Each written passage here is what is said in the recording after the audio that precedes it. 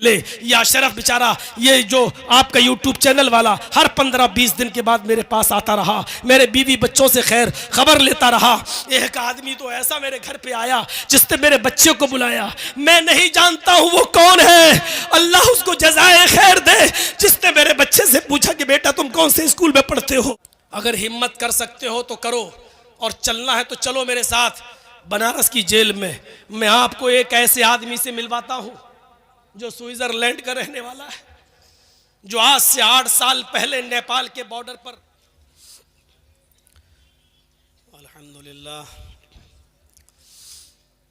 नहमदुहु व नस्तईनुहु व नस्तगफिरुह व नऊज़ु बिल्लाहि मिन शुरूरि अनफुसिना व मिन सय्यिआति अमालिना मन यहदिहिल्लाहु फला मुज़िल्ल लहु व मन युज़लिल्हु फला मुज़िल्ल लहु व मन युज़लिल फला हादिय लहु व अशहदु अन ला इलाहा इल्लल्लाहु वहदहु ला शरीका लहु व अशहदु अन्न मुहम्मदन अब्दुहु व रसूलुहु अम्मा बाद फ़इन्न खैरल हदीस किताबुल्लाह व खैरल हदी हदी मुहम्मदिन सल्लल्लाहु अलैहि वसल्लम व शर्रल उमूरि मुहदसातुहा व कुल्लु मुहदसतिन बिदअह व कुल्लु बिदअतिन ज़लालह व कुल्लु ज़लालतिन फिन्नार। अऊज़ु बिल्लाहि मिनश शैतानिर रजीम। बिस्मिल्लाहिर रहमानिर रहीम। वला तहिनु वला तहज़नु व अंतुमुल अलौना इन कुंतुम मुमिनीन। रब्बि इश्रह ली सदरी व यस्सिर ली अमरी वहलुल उक़दतम मिन लिसानी यफ़क़हू क़ौली। स्टेज पर तशरीफ़ फरमा मुअक्कर उलमाए किराम, ललमटिया नीमा और उसके अतराफ़ व अकनाफ़ से तशरीफ़ लाए हुए मुअज़्ज़ज़ सामीन हज़रात, आपको ये बखूबी इल्म है कि मैं कहाँ था और किस जगह से मैं निकला हूँ। 6 महीने के बाद ये मेरा पहला प्रोग्राम यहाँ हो रहा है। मैं बहुत थोड़ी सी देर आज आपके सामने रहूँगा, क्योंकि मुझे मालूम है कि 1 महीना 1.5 महीना रुकने के बाद जब मैं कोई स्पीच पहली स्पीच देता हूँ तो 15 या 20 मिनट में मेरा गला बैठ जाता है। ये एक आदत है, मुश्किल से 15-20 मिनट में गला बैठना ही बैठना है पहली तकरीर में, और कल से ये फिर ठीक हो जाएगा। ये आज तक कोई डॉक्टर इस मर्ज़ को पकड़ ही नहीं पाया कि क्या बात है। वो छुरी होती है जिसको जितना तेज़ करते रहो तो चलती रहती है, और जब कुंद हो जाती है तो फिर उसको। मैंने ये जुमे का खुतबा भी कहीं नहीं दिया, जानबूझकर कहीं नहीं दिया। मैं निकल तो गया था लेकिन जानबूझकर मैंने जुमे का खुतबा कहीं नहीं दिया, क्योंकि इतनी भीड़ हो रही थी। जिस जगह पर भी खुतबे का ऐलान अगर सुन लिया जाता तो जगह नहीं मिलती। मेरे साथियों, ये पहला प्रोग्राम है हमारा, पहला।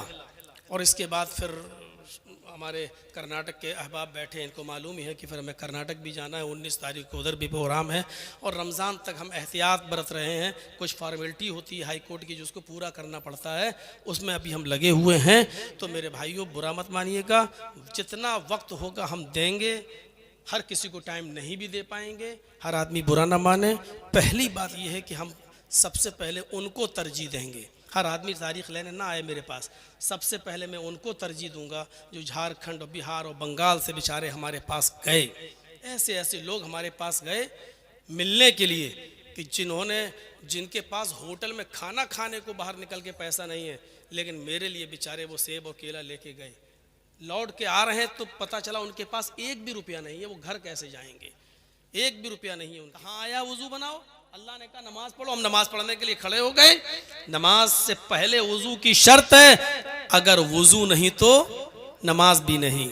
अल्लाह ने कहा कि हम तुम्हें हुकूमत देंगे, तुम्हें बुलंदी देंगे, तुम्हें सरदारी देंगे, इज्जत देंगे, लेकिन मेरी शर्त है इन कुन तुम मोमिनीन, अगर तुम मोमिन हो।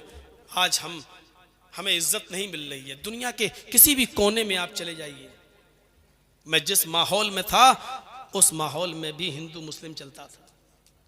उस माहौल में भी था कि आपको ऊंची आवाज में मस्जिद के अंदर नमाज पढ़ाने की इजाजत नहीं होगी, आपको 5 मिनट से ज्यादा जुमे का खुतबा देने की परमिशन नहीं होगी।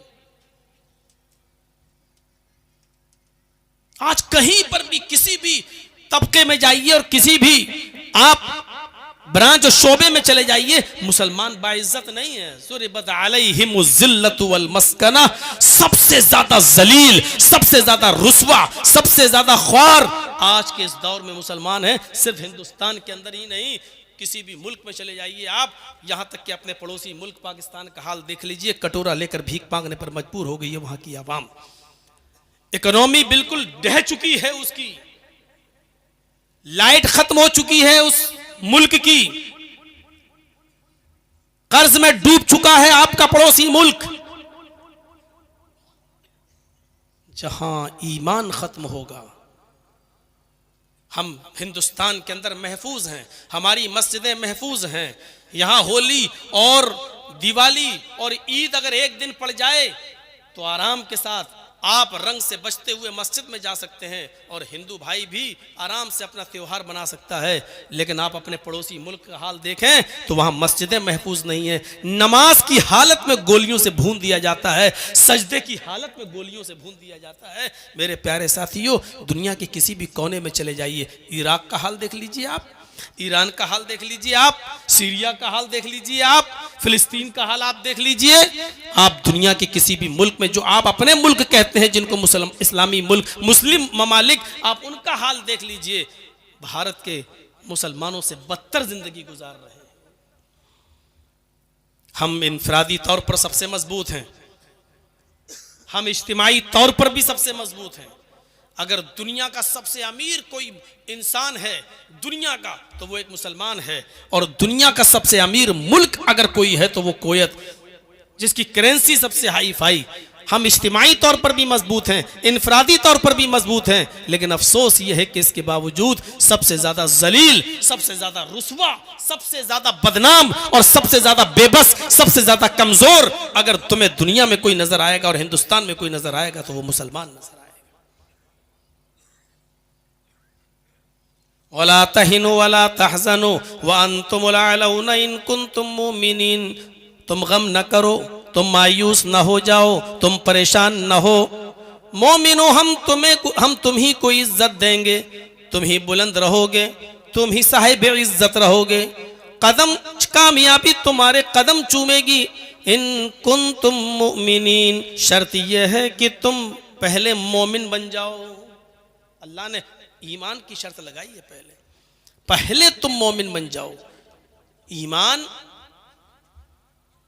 एक मुआहिदा है और अमल स्वालिह नतीजा है। आपसे एक मालिक और मजदूर होता है ना, मालिक जैसे मोबाइल में सिम और सिम के लिए मोबाइल, ये दोनों लाजिम और मलजूम है। आपके पास मोबाइल है लेकिन सिम नहीं तो बेकार है, आपके पास सिम है लेकिन मोबाइल नहीं तो बेकार है। आपके पास ईमान है लेकिन अमले स्वाले नहीं बेकार है, आपके पास अमले स्वाले है लेकिन ईमान नहीं बेकार है। अमले स्वाले हम क्या करेंगे, हमसे अच्छे अच्छे अमले स्वाले गैर मुस्लिम लोग करते हैं। आप चले जाइए बॉम्बे के टाटा हॉस्पिटल में लाइन लगी होगी, गैर मुस्लिमों की मदद लेकर घूम रहे हैं। कैंसर मरीजों के लिए कोई एक ट्रक सेब ला रहा है, कोई एक ट्रक ऑरेंज ला रहा है, कोई 2 लाख 4 लाख रुपए का चेक लिए खड़ा है, लीजिए साहब आप गरीब हैं तो हमसे ले लीजिए। कोई खाना लेके आ रहा है, कोई पूरा व्हील चेयर मरीजों को दे रहा है अपने पास से, कोई मरीजों का पूरा इलाज का ठेका ले रहा है अपने पास से। कितना अच्छा काम कर रहे हैं ये लोग। अभी मई और जून की गर्मी में ट्रेनों में देखिएगा आप, जहां आपकी गाड़ी रुकेगी लोग ठंडा पानी लेकर आपकी बोतलों में भरना शुरू कर देंगे। कितना अच्छा काम कर रहे हैं प्यासों को पानी पिलाने का। अमले स्वाले तो है लेकिन उनके पास ईमान नहीं है, इसलिए बेकार। हमारे पास ईमान है लेकिन अमले स्वाले नहीं, बेकार। दोनों चीजें जरूरी हैं। सूरह असर पढ़िए, अल्लाह रब्बुल आलमीन ने कामयाब मोमिन की जो शर्त बताई है उसमें ये भी रखी है, वल असर, जमाने की कसम, इन्नल इंसान लफी खुस्र, रुए जमीन पर जितने भी इंसानों को तुम देख रहे हो सरतापा सब नुकसान के अंदर डूबे हुए हैं, सब नुकसान ही नुकसान में है। कौन लोग नुकसान में नहीं है उनको अलग कर दिया, मुस्तस्ना कर दिया। इल्लल्लज़ीना आमनू व अमिलुस्सालिहात, जो लोग ईमान लाए और जिन्होंने नेक अमल किए, जो ईमान लाए और जिन्होंने अमल स्वालिह किए, ये नुकसान के अंदर नहीं है। व तवासौ बिल हक़्क़ि व तवासौ बिस सब्र, ये दूसरी तरफ इल्लल्लज़ीना आमनू व अमिलुस्सालिहात, ईमान और अमल स्वालिह ये दोनों जरूरी है। ईमान एक मुआहिदा है, अमल स्वालिह उसका नतीजा है। अगर आपने अमले स्वाले नहीं किए तो अल्लाह ने जो शर्तें रखी हैं जन्नत में जाने की, ये करो तो हम तुम्हें जन्नत में दाखिल कर देंगे जिसके नीचे दूध की नहरें बह रही होंगी, शहद की नहरें बह रही होंगी, ये तमाम चीज़ें अमले स्वाले के नतीजे के अंदर हैं। ईमान और अमले स्वाले दोनों चीज़ें हमारे अंदर होनी चाहिए। दोनों, ईमान से हमारा बुनियादी रिश्ता होना चाहिए। बुनियाद जितनी मजबूत होगी इमारत उतनी मजबूत होगी। आपने पतंग को देखा है, उड़ती है, और एक पतंग उड़ाने वाला डोर को ढील देता रहता है, पतंग ऊंचाई पर उड़ती है। आपने कभी गौर किया है कि वो पतंग आसमान की बुलंदियों पर कैसे टिकी हुई है? उसको कौन सी चीज रोके हुए है? वो पतंग ऊपर जा रही है, आप ढील देते जा रहे हैं डोर, और वो बढ़ती और ऊंचाई पे जाती चली जा रही है। उसको हवा में कौन सी चीज रोके है? उसको बुलंदी पर पहुंचाने वाली कौन सी चीज है? और कभी आपने फिर गौर किया होगा, थोड़ी देर के बाद उस पतंग के पास उड़ते हुए दूसरी पतंग आती है और दोनों पतंग में पेच लड़ते हैं और एक पतंग दूसरे पतंग की डोर को काट देती है। फिर आपने देखा होगा कि जो दूसरी पतंग कट के जमीन पर गिरती है, जिसकी डोर कट जाती है, वो पतंग हिचकोले खाते हुए, वो पतंग जंपिंग करते हुए, कोला मंडियां खाते हुए वो पतंग नीचे आती है। और फिर उसका अंजाम क्या होता है? जमीन पर खड़े चंद लड़के उस पतंग पर झपट पड़ते हैं और उसको नोच देते हैं, फाड़ देते हैं। वो पतंग जो अभी बुलंदी पर थी, वो पतंग जिसका भी हम कुछ नहीं कर पा रहे थे, वो पतंग जो अभी तक हमारी आंख का तारा बनी हुई थी, वो पतंग जिसको हम सर उठाकर इज्जत की नजरों से देख रहे थे, उसकी ऊंचाई और उसकी तरक्की पर फख्र कर रहे थे, लेकिन थोड़ी देर के बाद उस पतंग ने अपनी बुनियाद से, अपनी डोर से उस रिश्ते को खत्म किया। तो उसका अंजाम क्या हुआ? हिचकोले खाते हुए, कोला मंडियां खाते हुए वो पतंग नीचे की तरफ आई। क्यों? ये पतंग डोर से बंधी हुई है, ये मैसेज दे रही है, ये पैगाम दे रही है कि आए ईमान वालों, हम अपनी बुनियाद से जब तक जुड़े थे, बुलंदियों पर थे, हमारा रिश्ता अपनी बुनियाद से जब तक जुड़ा हुआ था, दुनिया की कोई ताकत मेरा कुछ नहीं कर पा रही थी। तुम नीचे देखकर हमें, हमारी तरफ देखकर अपनी आंखें ठंडी कर रहे थे और फख्र के साथ कह रहे थे ये पतंग कितनी ऊंचाई पर है, कितनी तरक्की की हुई है। तुम भी हमारा कुछ नहीं कर पा रहे थे, लेकिन जब हमने अपनी डोर से रिश्ता तोड़ लिया है, अपनी बुनियाद से रिश्ता खत्म कर लिया है, जब हमने अपनी डोर से, अपनी बुनियाद से रिश्ते को मुनक़ता कर लिया है, तो अब हमारा अंजाम बुलंदी पर पहुंचना नहीं है, तरक्की पर पहुंचना नहीं है, क्योंकि हमने अपनी बुनियाद से अपना नाता तोड़ लिया है। जैसे ही उस डोर को काटा गया, उस डोर ने अपना रिश्ता मुनक़ता किया उस पतंग से, पतंग ने डोर से जैसी मुनक़ता किया, पतंग बुलंदी पर नहीं जाती है, आसमान की ऊंचाइयों पर नहीं जाती है, हिचकोले खाते हुए जमीन की ऊपर आती है और जमीन की ऊपर बैठे हुए या खड़े होने वाले चंद लड़के उस पतंग पर टूट पड़ते हैं। मुसलमानों, हमारी बुनियाद है ईमान।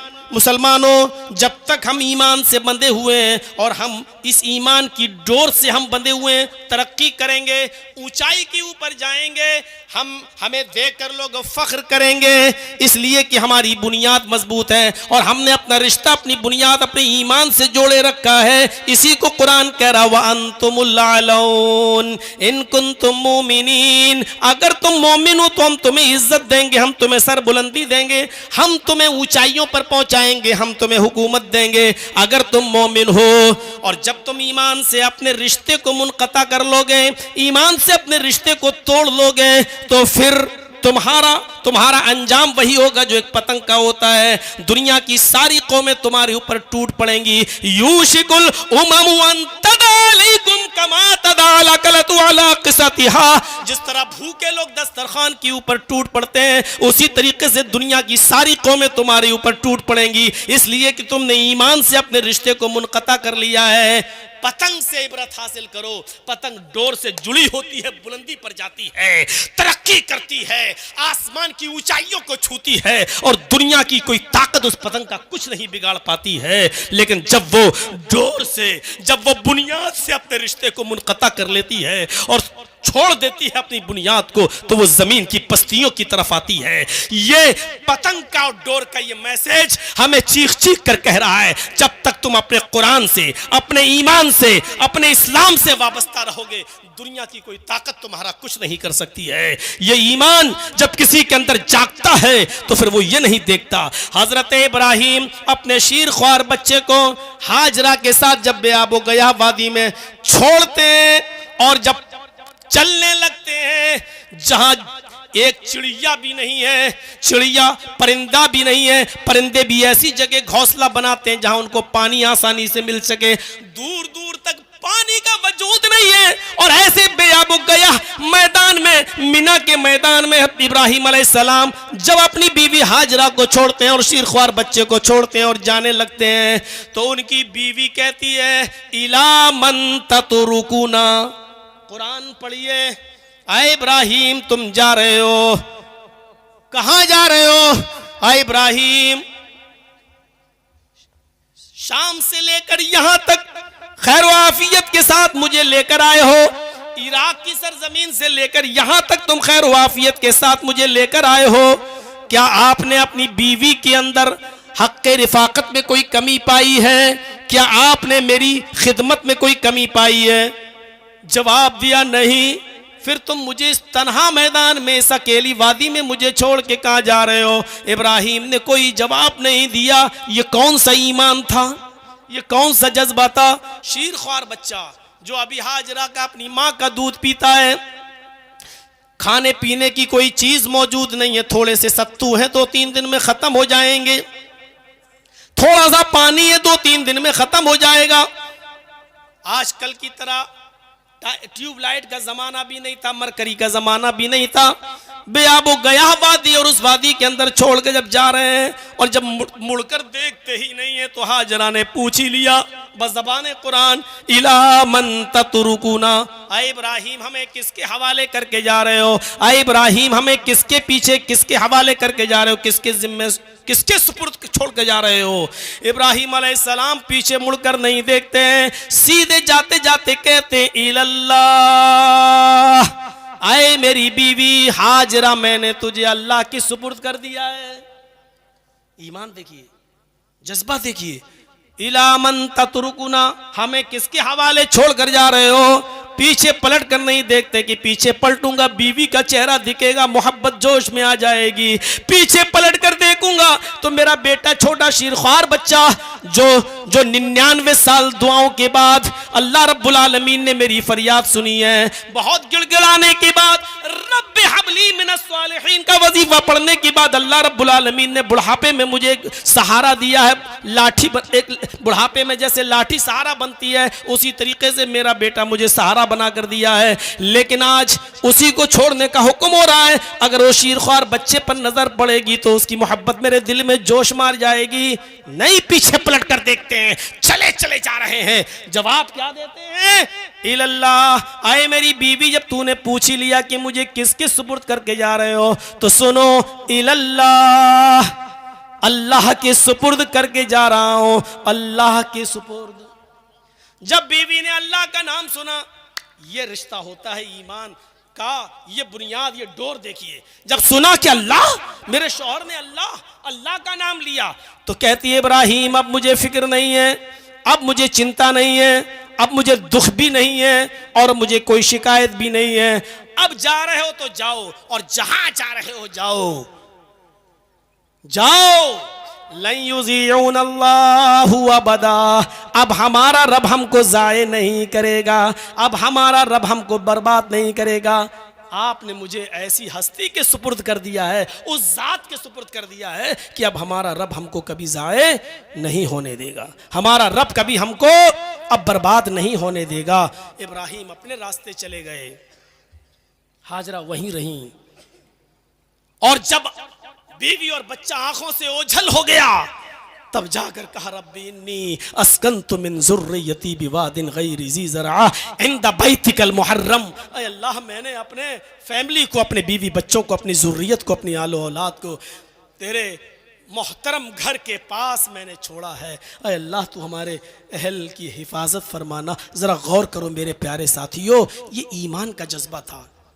आज के इस दौर में गौर कीजिए, कोई अकेले, और वो भी बियाबान जंगल में, और वो भी शौहर कोई सही रीजन नहीं बता रहा और चला चला जा रहा है। सोचिए, तसव्वुर कीजिए, एक औरत कह सकती है आपकी अपनी बीवी आपके साथ यहां से अकेले भागलपुर तक नहीं जा सकती, आपके साथ जा सकती है, अकेले नहीं जा सकती हो।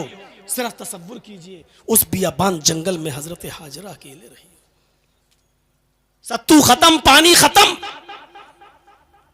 दौड़ती है सफा से मरवा, मरवा से सफा। पहले ये कोशिश बतला रही है कि नहीं, तकदीर पे भरोसा करो, लेकिन तकदीर पे भरोसा करके हाथ पे हाथ धरकर मत बैठे रहो। पहले हाजरा दौड़ी सफा से मरवा, मरवा से सफा, 7 चक्कर लगाए, और जब थक गई बच्चे के पास आकर बैठ गई, दुआ की अल्लाह एक औरत जात जितना दौड़ सकती थी दौड़ चुकी, अब तू हमारी मदद फरमा, मेरा शौहर इब्राहिम मुझे तेरे सुपुर्द करके गया है, अल्लाह मेरा बच्चा भूखा मर जाएगा, अल्लाह यही इब्राहिम की विरासत है जो तेरे दीन को बाकी रखेगी, जो तूने दीन नाजिल किया है उसकी हिफाजत करेगी और उसको आगे बढ़ाएगी। और कीजिए मेरे प्यारे साथियों, तब अल्लाह रब्बुल आलमीन ने जमजम का चश्मा जारी किया और अल्लाह ने उसको भी एक निशानी बना दिया। कहने वालों कि इस्लाम ने औरतों का मजाक उड़ाया है, इस्लाम ने औरतों को घर की 4 दीवारी के अंदर कैद कर दिया है, इस्लाम ने औरतों को हिजाब के अंदर कैद कर दिया है, और इस बात को आज की पालतू मीडिया ने जितना उछाला है, जितना बदनाम किया है, इतना तो किसी गवर्नमेंट ने भी और किसी सरकार ने भी बदनाम नहीं किया है जितना इस मीडिया ने। उस मीडिया को कान के पर्दे खोल के सुन लेना चाहिए कि इस्लाम ने औरत को वो मकाम दिया है कि जहां जहां हाजरा के कदम पड़े और जहां जहां हाजरा दौड़ी, अल्लाह रब्बुल आलमीन ने हजरत हाजरा के नक्शे पा को अपनी इबादत का हिस्सा बना दिया है, उसको अपनी इबादत करार दे दिया है कि जब तक तुम भी सफा और मरवा के चक्कर हज और उम्रे में नहीं लगाओगे तुम्हारी इबादत कबूल नहीं होगी। हजरत हाजरा के नक्शे पा को अपनी इबादत का एक हिस्सा करार दे दिया है। इससे बड़ी एक औरत की इज्जत क्या होगी, इससे बड़ा एक औरत का मकाम क्या होगा। अपने शौहर के मरने के बाद औरत को इस भारत में ही नहीं दुनिया के किसी भी कोने में जिंदा रहने का हक ना हो और उसको अपने शौहर की चिता में जल जाने का अधिकार देता हो। जो धर्म और जो मजहब और जो कानून, गौर करो, वो आज हमें बता रहे हैं कि औरतों का सम्मान क्या है और औरतों की इज्जत क्या है। मेरे भाइयों, ये इस्लाम है जो औरतों का की इज्जत और सम्मान बताता है। वही मोहम्मद रसूलुल्लाह है जो खौला बिनते सालबा को अपने घर की 4 दीवारी से निकाल कर कह रहे हैं, अरे खौला, तेरे लिए मेरे पास अब कोई रास्ता नहीं है, तू अपने शौहर के ऊपर हराम हो चुकी है। और वही खौला जब मस्जिद नबवी में जाती है, 2 रकात नमाज पढ़ती है, अपने दोनों हाथों को आसमान की तरफ उठाकर कहती है, अल्लाह मेरे और मेरे शौहर के दरमियान कोई रास्ता निकाल। तो अल्लाह रब्बुल आलमीन ने इस औरत की निदा को 7वें आसमान की बुलंदी से सुना और अपने नबी पर जिब्राइल को भेजकर ये हुक्म नाजिल फरमा दिया, क़द समी अल्लाहु क़ौलन लती तुजादिलुका फ़ी ज़ौजिहा व तश्तकी इलल्लाह। अल्लाह ने उस औरत की गुफ्तगू को सुन लिया जो आपसे अपने शौहर के बारे में फरियाद कर रही थी, वह तश्तकी इलल्लाह, और अल्लाह से भी फरियाद कर रही थी। अल्लाह ने उसकी फरियाद को सुन लिया। 7वें आसमान के ऊपर अल्लाह ने एक औरत की फरियाद को सुना, उस औरत की फरियाद को सुना जो मोहम्मद की चौखट से महरूम हो चुकी थी। मोहम्मद रसूलुल्लाह जिसके लिए रास्ता नहीं निकाल सके, अल्लाह ने उसके लिए रास्ता निकाला। मेरे भाइयों, ये औरत का एक सम्मान, औरत की एक इज्जत है जो इस्लाम ने औरत को दी है। यही खौला बिनते सालबा है, जब बूढ़ी थी और कमर झुकाकर चल रही थी और लाठी टेक कर चल रही थी, तो एक पुल के पास उन्होंने कहा है उमर रुक। उमर रुक गए, कहा उतर घोड़े से। उमर घोड़े से उतरे, कहा मेरे पास आ, कान नीचे कर। और उस बुढ़िया ने उमर के कान में कुछ कहा तो सहाबा ने कहा उमर अमीरुल मोमिनीन, एक मामूली औरत के लिए आप घोड़े से उतर गए, एक मामूली औरत के लिए आप झुक गए और उसके सामने अपना कान पेश कर दिया। उमर रोते हुए कहते हैं कि ऐ मोहम्मद के साथियों, ये मामूली औरत नहीं है, ये वो औरत है जिसकी जबान से निकले हुए कलमात को सातवें आसमान पर बैठे हुए अर्श पर मुस्तवी अल्लाह ने भी रिजेक्ट नहीं किया है, अल्लाह ने भी उसकी फरियाद को सुना है। तो उमर कौन होता है जो उसकी फरियाद को रिजेक्ट कर दे? उमर कौन होता है जो उसकी फरियाद को रायगा कर दे और रिजेक्ट कर दे? मेरे प्यारे साथियों, ईमान से अपने रिश्ते को मजबूत कीजिए। ईमान का रिश्ता बड़ा मजबूत हो, आप बुलंदी पर फायज होंगे। ईमान जानते हैं, एक मिसाल से समझाने की कोशिश करता हूँ। हजरत मूसा का और फिरौन का वाकया तो आपने बहुत बार सुना होगा, थोड़ा सा गौर कर लीजिएगा। ईमान जब किसी के अंदर पैदा होता है तो उसके अंदर क्या चीज पैदा हो जाती है? क्या चीज पैदा हो जाती है जब ईमान किसी के अंदर पैदा होता है? उफ, फिरौन और मूसा के दरमियान एक मुनाजरा होने लगता है। आओ जमा हो जाए एक मैदान में, तुम सच्चे या हम सच्चे। और फिरौन अपने जादूगरों को लेकर गया और कहा कि आज तुम ऐसा तिलस्म दिखाओ, ऐसा जादू दिखाओ कि आज फिरौन और आज मूसा और उसके साथी सब हक्का बक्का रह जाएं और मूसा हार जाए। जानते हो जब किसी के अंदर ईमान नहीं होता तो मुतालबा क्या करता है? वही फिरौन के जादूगरों ने मुतालबा किया, ये तो मेरे बाएं हाथ का खेल है, मूसा और उसके साथी हक्का बक्का रह जाएंगे, हार जाएंगे, भाग जाएंगे। लेकिन अगर हमने ऐसा किया, इन्ना लना ला अजरन इन कुन्ना नहनुल गालिबीन, अगर हम मूसा और उसके साथियों पर गालिब आ गए तो आप हमें इनाम क्या देंगे? हमारा अजर क्या होगा? हमारा इनाम क्या होगा? बस इसी बात को जहन में रखिएगा। जादूगरों ने अपना तिलस्म, अपना जादू, अपना कर्तव्य दिखाने से पहले क्या कहा? हमारा इनाम क्या होगा? हमारा बदला क्या होगा? हमें आप देंगे क्या? तो फिरौन ने उसके जवाब में क्या कहा? यही चीज फेंकी जाती है और लोगों के ईमान खरीद लिए जाते हैं और बिक जाते हैं। क्या कहा?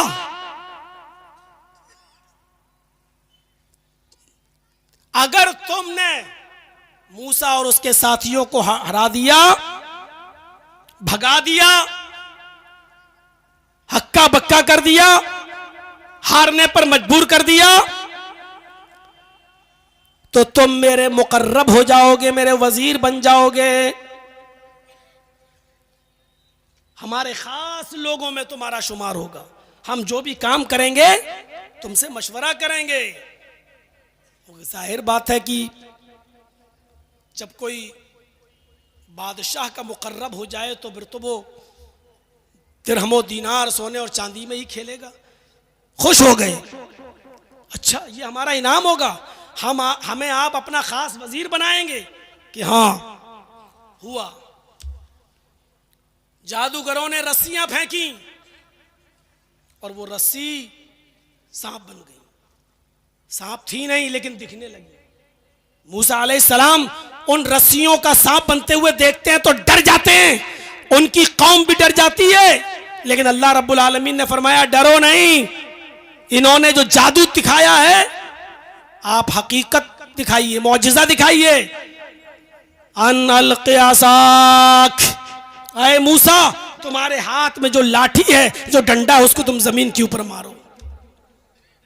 मूसा अलैहिस्सलाम ने उस डंडे को जमीन पर मारा जो उनके हाथ में था, वो एक अज़दहा बन गया। अज़दहा फ़इज़ा हिया तल्क़फ़ु मा यअफ़िकून, कुरान कहता है इतना बड़ा अज़दहा बन गया कि वो रस्सियां जो सांप दिखाई दे रही थी उन सबको खा गया। जादूगर समझ गए हमने जो दिखाया है वो जादू है, और मूसा ने जो दिखाया है वो जादू नहीं है, वो खुदाई मौजिज़ा है, अल्लाह की तरफ से है। फौरन बदल गए और ये चमत्कार देखा, मूसा अलैहिस्सलाम का ये मौजिज़ा देखा तो चीख पड़े, आमन्ना बिरब्बिल आलमीन, रब्ब मूसा व हारून, हम अल्लाह रब्बुल आलमीन पर ईमान लाए, हम उस रब पर ईमान लाए जो हारून का रब है, जो मूसा का रब है, जो हारून का रब है, जिसको मूसा और हारून भी अपना रब कहते हैं, उस पर ईमान लाए। अब चीज समझ लीजिएगा, फिरौन ने कहा अच्छा बदल गए, हमने इजाजत भी नहीं दी और तुम ईमान ले आए, जिस चीज को हम खत्म करना चाहते थे उसी चीज पर तुम ईमान लाए, जिनको हमने हराने के लिए यहां बुलाया था तुम उन्हीं के ऊपर और उनके रब के ऊपर ईमान ले आए। इन हाज़ा लमकरुन, ये तो साजिश है, पहले से प्लानिंग है, तुमने इस दारुस सल्तनत के अंदर एक पहले से प्लानिंग कर रखी थी, बहुत जल्दी इसके अंजाम को जान लोगे। और फिरौन ने फिर सजा सुनाई, ला उक़त्तिअन्ना अयदियकुम व अर्जुलकुम मिन खिलाफ, अब तुम्हारी सजा यह है कि हम तुम्हारे हाथ काटेंगे और पैर काटेंगे मुख्तलिफ सिमतों से, मुखालिफ सिमतों से। अगर दाहिना हाथ काटेंगे तो बायां पैर, और बायां हाथ काटेंगे तो दायां पैर। सिर्फ ये हाथ पैर काट के छोड़ नहीं देंगे, नहीं छोड़ेंगे नहीं, तुम लउसल्लिबन्नकुम अजमईन, सूली पर चढ़ा देंगे। उसके बाद कितनी दर्दनाक सजा, कितनी दर्दनाक सजा। जब आदमी सजा को सुनता है तो बड़े बड़े लोगों के गुर्दे उस वक्त पानी हो जाते हैं, और इसकी जीती जागती तस्वीर हम भी हैं। जब कटघरे के अंदर हमको 10 साल की सजा सुनाई गई तो थोड़ी देर के लिए हम भी भौचक्का रह गए हैं, ये क्या हुआ। और जब अंदर गए तो सबसे कम सजा मेरी ही थी। जब मैंने और लोगों से पूछा भाई तुम कब से हो, बड़ी आसानी से कहता अभी तो मौलाना मुझे 13 ही साल हुए हैं। एक से पूछा, कहता कि 22 हो चुके, 23वीं में लगा हुआ हूं। बोला तुम्हें कितनी सजा हुई, मैंने कहा 10 साल। बोले भाग, हंसते हुए काट लेगा तू क्या टेंशन लेता है। इस तरीके की बात है, गौर कीजिए। तो वहां जाके हिम्मत बढ़ी है? हम तो सोच रहे थे 10 साल बहुत ज्यादा, वो कह रहा मैं 13 साल से हूं, वो कह रहा है कि मैं 17 साल से हूं, वो कह रहा मैं 22 साल से हूं। मेरे तो होश उड़ गए और वो हंस रहे हैं। कत्ल करके आए, मर्डर में आए, जिसमें आए, हमें जेल में आज तक कोई ऐसा आदमी नहीं मिला जिसने ये कहा हो कि मैं हकीकत में कत्ल करके आया हूं। 1800 बंदी थे मेरे साथ, किसी एक ने भी ये नहीं कहा कि मैंने हकीकत में कत्ल किया है। सब कह रहे हैं मुझे फंसाया गया, मुझे फंसाया गया। जब आपस में बातें होती थी, बातें सुनता था, कुछ लोगों को तो लगता था वाकई में इनके साथ तो साजिश हुई। एक ऐसा आदमी बेचारा अंधा हमारा दोस्त बन गया, हमारे साथ चाय वाय पीता था, दोनों आंखों से अंधा। उसको लोग सहारा दे के उठाते थे, लेटरीन में लेके जाते थे, लेटरीन से उसको निकालते थे। मैंने उससे पूछा ये कितने साल से है, कहा इसको 7वां साल चल रहा है। मैंने कहा ये किस में आया, कहा कत्ल में। बताइए कत्ल किया होगा। अब समझ में आया कि कानून की आंख में पट्टी क्यों बंधी होती है। ये कत्ल में, कत्ल करके भाग भी नहीं पाया होगा। जिस आदमी को लेटरीन में ले जाने के लिए एक आदमी लगा हो, उससे निकालने के लिए एक आदमी लगा हो, उसको भंडारे से खाना लेने के लिए एक आदमी लगा हो, वो आदमी किस में आया, कत्ल के जुर्म में। अंधा भी उसको देखकर कह देगा, थोड़ी सी अकल रखने वाला भी ये बेचारा फंसाया गया है। इतना साफ सुथरा आदमी भी बेचारा जेल की सलाखों में है, और वहां का जेलर कह रहा है हम तो सिर्फ कानून को मानते हैं साहब, इसका वारंट आया हमने रख लिया, इसकी रिहाई का ऑर्डर ले आओ, हम 1 मिनट में छोड़ देंगे इसको, हम तो सिर्फ रक्षा करते हैं। गौर कीजिए, तस्लीम नहीं कर सकते आप। कितनी बड़ी सजा सुनाई, लउक़त्तिअन्नक अयदियकुम व अर्जुलकुम, तुम्हारे हाथ कटवा दूंगा, तुम्हारे पैर। उलमा बैठे जानते, उक़त्तिअन्न कहा, टुकड़े टुकड़े कर दूंगा, तख्ती टुकड़े टुकड़े करना। ये हाथ यहां से काटेंगे नहीं, इधर इधर इधर इधर इधर। दाहिना हाथ टुकड़े टुकड़े करेंगे तो बायां पैर, और बायां हाथ टुकड़े टुकड़े करेंगे तो दायां पैर। फिर क्या करेंगे? छोड़ेंगे नहीं। सुम्मा लउसल्लिबन्नकुम अजमईन, सूली पर लटका देंगे, फांसी पर चढ़ा देंगे, तुम सबको तख्तेदार पर लटका देंगे। और ये सजा सुनने के बाद जानते हो क्या कह रहे हैं वो जादूगर? अभी जो इनाम मांग रहे थे, अभी जो फिरौन से कह रहे थे अगर हमने मूसा और उसके साथियों को हरा दिया तो तुम मुझे क्या इनाम दोगे, जब इतनी बड़ी सजा सुनते हैं तो क्या कहते हैं? आए फिरौन, तुझे जो कुछ भी करना है कर, जो कुछ भी कर सकता है तू कर ले, तुझे इख्तियार है, हाथ कटवा, पैर कटवा, गर्दन कटवा या फांसी के तख्ते पे लटका, तुझे जो करना है। फक्जी मा अंत काजिन, जो कुछ भी करना है कर। हम अब उन निशानियों को देखने के बाद जो अल्लाह तबारक व तआला की तरफ से हमें दिखाई गई, मौजिज़ा देखने के बाद, वाज़ेह निशानियां सामने आ जाने के बाद, अब हम तुझे तरजीह नहीं दे सकते हैं। फ़क़्ज़ी मा अंत क़ाज़ी, कर जो कुछ भी तुझे करना है। इन्नमा तक़ज़ी हाज़िहिल हयातिद दुनिया, तू सिर्फ दुनिया की हद तक जो कुछ कर सकता है कर ले, दुनिया की हद तक जो कुछ कर सकता है कर ले, सिर्फ दुनिया की हद तक तू जो कुछ कर सकता है वही करेगा।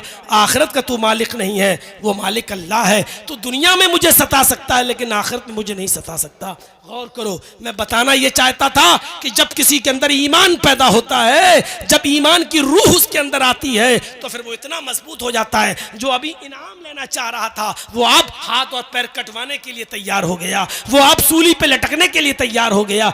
इसको कहते हैं ईमान। और इसीलिए अल्लाह ने कहा अगर तुम्हारे अंदर ये ईमान पैदा हो जाए तो हम तुम्हें इज्जत देंगे, हम तुम्हें बुलंदी देंगे, हम तुम्हें हुकूमत देंगे, हम तुम्हें कामयाबी से नवाजेंगे। शर्त यह है कि तुम अपने अंदर ईमान पैदा करो। गज़वे तबूक के मौके पर अल्लाह के रसूल ने कहा कुछ लाओ, हमें जरूरत है इस गज़वे में जाने की। तो सारे लोग बिसात के मुताबिक, इस्तिताअत के मुताबिक अपना अपना माल लाए। हजरत अबू बकर सारा माल उठा लाए। अल्लाह के नबी ने पूछा अबू बकर घर में क्या छोड़ा? अबू बकर सिद्दीक ने छूटते ही जो जवाब दिया वो ईमान से भरा हुआ जवाब था। अरे अल्लाह के रसूल, आप पूछते घर में क्या छोड़ा, कितना माल छोड़ा? घर में तो हम सिर्फ अल्लाह और उसके रसूल की मोहब्बत को छोड़ के आए और कुछ नहीं। घर का सारा माल लेकर चले आए, सारा माल, कुछ नहीं छोड़ा। घर में छोड़ा तो अल्लाह और उसके रसूल की मोहब्बत को छोड़ा है। हजरत उमर फारूक अपने घर का आधा माल ले आए थे, आधा माल, लेकिन उमर फारूक का घर का आधा माल अबू बकर के घर के पूरे माल से ज्यादा था। हजरत उमर से पूछा तुम क्या लाए? कहा अल्लाह के रसूल घर का आधा माल लाया। अल्लाह ने कहा बरकत दे, अल्लाह तुम्हें बरकत दे। फरमाया अबू बकर तुम क्या लाए? कहा सब कुछ उठा लाए। घर में क्या छोड़ा? अल्लाह और उसके रसूल की मोहब्बत को छोड़ा है, कुछ नहीं छोड़ा। हजरत उमर उसी वक्त रोने लगे और रोते हुए कहते हैं कि आज समझ में आया अबू बकर, मैं नेकियों में तुमसे कभी आगे नहीं बढ़ सकता, मैं सवाब के कामों में कभी तुमसे आगे नहीं बढ़ सकता, मैं कभी सबकत नहीं ले जा सकता तुमसे। मेरे भाइयों, ईमान का ऐसा जज्बा था कि सब कुछ लुटा दिया।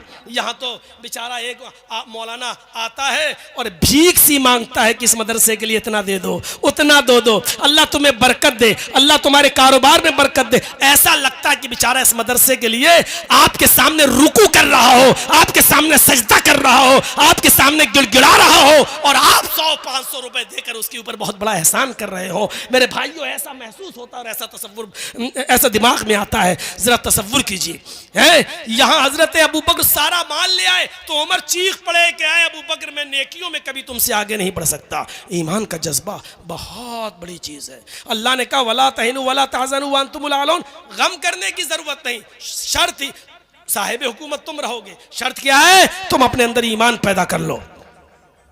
अगर हिम्मत कर सकते हो तो करो, और चलना है तो चलो मेरे साथ बनारस की जेल में। मैं आपको एक ऐसे आदमी से मिलवाता हूं जो स्विट्जरलैंड का रहने वाला है, जो आज से 8 साल पहले नेपाल के बॉर्डर पर, गौर कीजिए, उसकी गाड़ी क्रॉस कर रही थी, वो नेपाल में घूमते हुए इंडिया में आ रहा था, उसके पास इंडिया का भी वीज़ा था।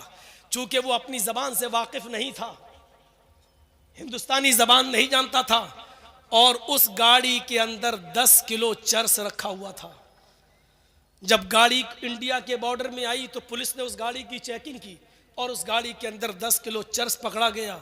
चूंकि ये जबान से वाकिफ नहीं था, हिंदी जानता नहीं था, इसलिए सारे मुसाफिरों ने इसी का नाम लगा दिया और उसको पकड़कर महाराजगंज की जेल में ले जाया गया।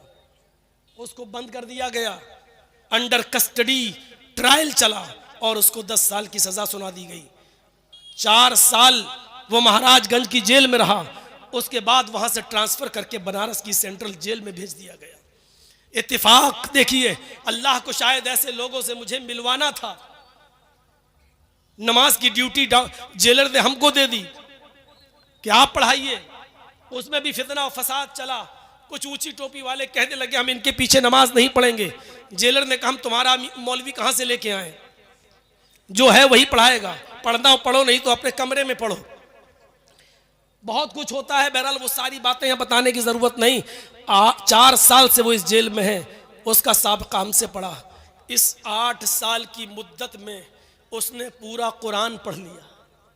इस 8 साल की मुद्दत में उसने इंग्लिश में उसका ट्रांसलेट पढ़ा। इस 8 साल की मुद्दत में उसने हर जुमरात और सोमवार का रोजा रखना शुरू किया। वो आदमी इतना मजबूत ईमान वाला, मैंने हिंदुस्तान के अंदर, पूरे इंडिया के अंदर इतनी जगहों पर मैंने घूमा है, मैंने ऐसा मजबूत ईमान नहीं देखा। वो हमसे कहता था कि यार मौलाना है आप हैं? हमने जी क्या हुआ, तुम 3-4 महीने में घबरा रहे हो, यहां आना जरूरी था तुम्हारा है? मैंने कहा चुप। कहा नहीं, अल्लाह तुमको लेके आया, तुमको ये देखना था, तुमको यहां से सीखना था। हमने कहा मुझे मेरे जिस दुश्मन ने यहां तक पहुंचाया है उसको भी यहां आकर पता चलना चाहिए कि बीवी बच्चों से दूर रहने का अंजाम क्या होता है और क्या महसूस होता है। नहीं, तुम ऐसा नहीं करेगा, माफ कर दे उसको, माफ कर दे। मैंने कहा कि तुम्हें जिस पुलिस वाले ने अंदर डाला तो माफ करोगे? 8 साल से पड़े हो। कहता हम तो पहले ही दिन माफ कर दिया, हम पहले ही दिन माफ कर दिया। हमने ऐसा मजबूत ईमान वाला नहीं देखा। जब मुझे बेल की खुशखबरी मिली, जब मैंने फ़ोन किया, वहाँ से 2 नंबर पे फ़ोन कर सकते थे। अब जब से अखिलेश की सरकार आई थी तो उसने 2 नंबर चालू करवा दिए थे कि कैदी जो है बंदी 2 नंबर पे बात कर सकता है 5 मिनट। तो जब मैंने अपने वकील से बात की तो उसने कहा मुबारक हो आपकी बेल हो गई। तो सबसे पहले मैंने उसी को बताया जुमे के दिन कि मेरी बेल हो गई। उसने कहा क्यों बताता है, क्यों बोलता है, हमको भी मत बताओ। क्यों? अरे जेल में नज़र लग जाता है। अपनी भाषा में बोल रहा है, उर्दू सीखा, हिंदी सीखा। मैंने कहा यार इस आदमी से मैं मिलने जरूर आऊंगा। मैं शनिचर को जेल से रिहा हुआ और जुमा मैंने कहीं नहीं पढ़ाया जानबूझकर, क्योंकि जहां पढ़ाता वहां भीड़ हम संभाल नहीं पाते। इतनी भीड़ आ रही थी कि फिर मैंने सोचा मीडिया वीडिया ना आ जाए, तो मैं मुसाफिर था। जुमे के दिन हम जेल ही में चले गए। जो हमारे दोस्त बन चुके थे, जो खाना वाना बनाते थे हमारा, जो बेचारे कपड़े अपड़े भी धुल देते थे, हमारे पीछे नमाज भी पढ़ते थे, हमने उनसे मुलाकात करना बेहतर समझा कि बेचारों की कुछ मदद कर दी जाए। अब हम बाहर हैं, उनसे हम मिलने चले गए तो उस आदमी से भी मिले। इतना खुश हुआ मेरे भाइयों। आज भी स्विट्जरलैंड का रहने वाला वो आदमी, और 8 साल की सजा अभी तक काट चुका है फर्जी केस के अंदर, फर्जी केस के अंदर बेचारा। लेकिन ईमान उसका इतना मजबूत है कि आज भी वही कहता है कि मेरा यहां आना जरूरी था, तुम्हारा भी आना जरूरी था। जितना दाना पानी लिखा था वो तुम्हें मिलेगा। यहां से जो सीख के जा रहे हो वो लोगों को बताओ कि क्या होता है, और यहां बंदियों की, कैदियों की के लिए कुछ करो। मेरे प्यारे साथियों, मौलाना अबुल कलाम आज़ाद की ज़िंदगी से सबक हासिल कीजिए। अल्लामा इब्न तैमिया ने जेल की सलाखों में रहकर 35 जिल्दों में फतावा इब्न तैमिया जेल के अंदर ही लिख डाली है मेरे भाइयों। और बनारस की जेल के अंदर एक लाइब्रेरी थी, उर्दू लाइब्रेरी, जिसमें मुझे 9 बजे से लेकर 10 बजे तक मुझे बिठा दिया गया था। मैं लोगों को किताबें निकाल के देता था। और मैं आपको बताता हूं, अल्हम्दुलिल्लाह, अल्हम्दुलिल्लाह, भरे मजमे में ये बात कह रहा हूं कि बनारस की जेल के अंदर जो लाइब्रेरी मैंने देखी है, टोटल उस लाइब्रेरी के अंदर अहले हदीस की किताबें रखी हुई हैं। कहां से आई, किसने दी? मैंने बहुत पता लगाने की कोशिश की, लेकिन मैं मायूस रहा, नहीं पता चल सका। पूरी लाइब्रेरी में उर्दू की किताबें रखी हुई हैं, पढ़िए। सफ़ीउर रहमान साहब मुबारकपुरी की, एहसान इलाही ज़हीर की, फजल इलाही साहब की, ये सारी किताबें भरी पड़ी हुई हैं, लोग माशाल्लाह पढ़ भी रहे हैं। अगर किसी के बीवी बच्चे ना हो तो जेल से ज़्यादा सुकून की जगह तो कोई है ही नहीं। अगर बीवी बच्चे ना हो तो, और बीवी बच्चे हो तो सबसे बड़ी सज़ा वही है, क्योंकि काट दिया जाता है, उनसे काट दिया जाता है। आपको बीए करना हो तो वहाँ करो, एमए करना हो तो वहाँ करो, स्कूल वहाँ खुले हुए हैं, खेलना हो तो मैच है, वॉलीबॉल खेलो, क्रिकेट खेलो, काम करना है तो काम करो, आपको उसका पैसा मिलेगा। काम नहीं करना चाहो तो कोई बात नहीं, आपको पैसा नहीं मिलेगा। आप एक दिन भी अगर आपने खाना नहीं लिया तो ज़बरदस्ती आपको खाना खिलाया जाएगा। मेरा वज़न जब आधा किलो घट गया, जब गया तो वज़न किया, 3 महीने के बाद वज़न किया तो आधा किलो घट गया। जेलर आया कि क्यों खाना नहीं मिल रहा है, बेचारा आधा किलो दूध लगा गया मेरा, खाओ, बाहर निकलोगे तो अरे हमें कोर्ट को जवाब देना पड़ता है। अब बताइए कि इसको कौन समझेगा? कोई इसको जेल समझेगा? लेकिन हाँ, घर वालों से काट दिया जाए, ये सबसे बड़ी सज़ा है। आप लोगों की दुआओं ने मुझे बाहर निकाला है, मुझे अपने अहल वयाल से मिलवाया है, और लोगों ने खाने काबा में भी हमारे लिए दुआएं की हैं। मैं उन सब का शुक्रगुजार हूँ, अपनी जमयत का, जमात का। बड़े बड़े लोग मुझसे मिलने आए, जमयत उलमा के लोग हमसे मिलने आए। डॉक्टर नोहरा शेख जो हैदराबाद की हैं, उन्होंने 3 वकील अपने सुप्रीम कोर्ट के हमारे पास भेजा और कहा कि सिर्फ दस्तखत कर दीजिए, 1 लाख से लेकर 50 लाख तक का खर्चा मैं आपका उठाऊंगी, कुछ नहीं। लेकिन मैंने सोचा इतना बड़ा मामला नहीं है मेरा, मैंने कहा नहीं, फिर देखा जाएगा जब ज़रूरत पड़ेगी। अल्लाह रब्बुल आलमीन से मैं दुआ करता हूँ, इन तमाम लोगों का जो लोग हमारे साथ, हमारे दुख दर्द में साथ रहे, हमसे मिलने आए, उन्होंने हमारे हौसले बढ़ाए। हमारी गैर मौजूदगी में हमारे वालिदैन को जो बुढ़ापे की दहलीज पर है, और जब मैंने उनको जेल के अंदर हमसे मिलने के लिए आए और उनके लड़खड़ाते हुए पैरों को जब मैंने देखा तो उस वक्त पहली मर्तबा मैं रोया और यही दुआ करता था कि अल्लाह मुझे ऐसा दिन न दिखाना कि मेरे बाप को उधर कुछ हो जाए और मैं जेल की सलाखों में रहूं। मुझे सबसे ज़्यादा टेंशन मेरे वालिद मोहतरम की थी, जो 75 साल की उम्र में लड़खड़ाते हुए पैर से 2 लोगों के सहारे के जरिए आए। मेरी ज़बान से उस वक्त थोड़ी देर के लिए बद्दुआ निकली उस दुश्मन के लिए, उस दुश्मन के लिए जिसको आपकी सरजमीन ने भी हीरो बनाया है, जिसको अपनी गाड़ियों पे बिठा बिठा कर जिससे जलसे करवाए गए हैं। मैं नाम नहीं लूंगा, आपकी सरजमीन पर भी उसको हीरो बनाने की कोशिश की है। वही जमीयत का गद्दार है, वही जमात का दुश्मन है, और वही जमात अहले हदीस का सबसे बड़ा दुश्मन है, जो आज मेरे भाइयों अपनी जमीन और अपनी जायदादें बेचने तक में मजबूर हो गया है। लेकिन उसने ही मीडिया को बहकाकर और मीडिया को उछालकर, मेरी कटिंग दे देकर और मेरी वीडियोस दे देकर उसने उछलवाया और मुझे इस दहलीज तक पहुंचाया। पहली मर्तबा मेरी जबान से उसके लिए बद्दुआया जुमला निकला था। मेरे भाइयों, ये जायज था या नाजायज ये मैं तन्हाई में सोचूंगा, लेकिन मेरे भाइयों, हमने अपने बूढ़े माँ बाप के उन कदमों को लड़खड़ाते हुए देखा तो बड़े से बड़ा गुर्दा वाला आदमी भी मेरे भाइयों इंसान था, मैं इंसान था, मेरी जबान से भी वो जुमले निकले। या शरफ बेचारा, ये जो आपका यूट्यूब चैनल वाला, हर 15-20 दिन के बाद मेरे पास आता रहा, मेरे बीवी बच्चों से खैर खबर लेता रहा। एक आदमी तो ऐसा मेरे घर पे आया जिसने मेरे बच्चे को बुलाया, मैं नहीं जानता हूं वो कौन है, अल्लाह उसको जज़ाए खैर दे, जिसने मेरे बच्चे से पूछा कि बेटा तुम कौन से स्कूल में पढ़ते हो, क्या तुम्हारा दूसरा भाई भी वहीं पढ़ता है, तुम बस से जाते हो। वो बेचारा स्कूल का एड्रेस लेकर गया और जाने के बाद वहाँ की मैडम से मिला और कहता है कि कब से फीस जमा नहीं हुई। उन्होंने कहा 4 महीने से। कहा कि पूरे साल की फीस कितनी हुई है? उन्होंने बताया 4.5 लाख रुपया फीस बनती है, बस की भी और दोनों बच्चों की पढ़ाई लिखाई की। उसने 4.5 लाख रुपए पूरे साल की फीस जमा कर दी और उसकी रसीद लाकर मेरे बच्चे को दे दिया कि जाओ अपनी अम्मी को दे देना।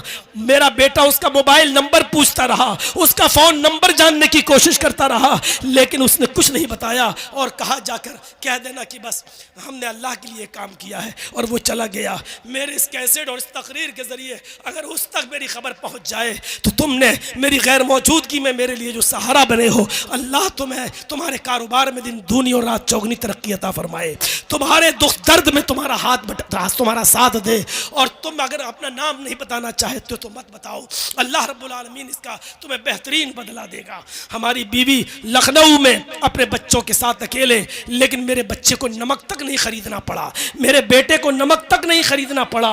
वहाँ की जमीयत और जमात ने पूरा साथ दिया। अल्लाह ये सब तेरी तरफ से हुआ है, मैं तेरा शुक्रगुजार हूँ, तेरा शुक्र अदा करता हूँ। मैं उन तमाम लोगों का जिन्होंने दुआएं की और उन लोगों का भी जो हमसे मिलने के लिए आए। मैंने कहा था कि मेरा गला बैठ जाएगा, अब साथ नहीं दे पाऊंगा। कल इंशाअल्लाह तफसीली बहस होगी, तफसीली गुफ्तगू होगी। मैं फिर आपसे कहता हूँ कि चैनल वालों, मैंने तुम्हें बहुत समझाया, लेकिन तुम अपनी हरकत से बाज नहीं आए। मजबूरन मैंने ये कदम उठाया। आइंदा कभी मेरे पास मेरी तकरीर को रिकॉर्ड करने मत आइएगा। मैं फिर उस जगह नहीं जाना चाहता हूँ जिस जगह पर तुम लोगों की थंबल ने और तुम लोगों के कटिंग ने और तुम लोगों के निशानियों ने हमें पहुँचाया था। मैं मौज़रत के साथ कहता हूं कि जो लोग भी मुझसे प्रोग्राम अपने यहाँ कराएंगे वो चैनल वालों को रोकेंगे, वरना मैं उनको प्रोग्राम नहीं दे पाऊंगा। बड़ी मौज़रत के साथ अल्लाह से मैं दुआ करता हूं कि बारे इलाह हमारी ख़ताओं को माफ़ फरमा दे, ईमान हमारे अंदर पैदा फरमा दे, और जो सरबुलंदी और इज़्ज़त का तूने वादा किया था बारे इलाह वो तू हमें अता फरमा। और जब तक तू हमें ज़िंदा रख, इस्लाम पर ज़िंदा रखना, जब ख़ात्मा हो तो ईमान पर हमारा ख़ात्मा फरमाना। वमा अलैना इल्लल बलागुल मुबीन व आखिरु दावाना अनिल हम्दुलिल्लाहि रब्बिल आलमीन।